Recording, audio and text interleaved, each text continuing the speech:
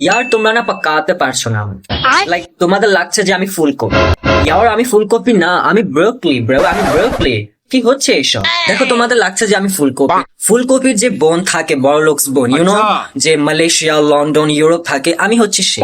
By the way, আমি ফুলকপির বোন নই, আমি হচ্ছে ফুলকপির ব্রো, একমাত্র ব্রোকলি। আমি অ্যাব্রড থাকি, ঠিক আছে?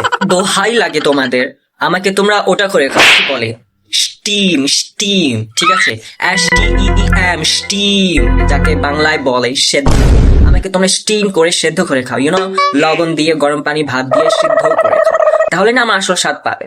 আর হ্যাঁ, এই নয় যে আমি ফুলকপি ভেবে ফুলকপি তরকারির সাথে, ইউনো, বেসনের সাথে ভেজে খাবে। আমি ভাজা পোড়া জিনিস নই ব্রো, আমি হচ্ছে ব্রো।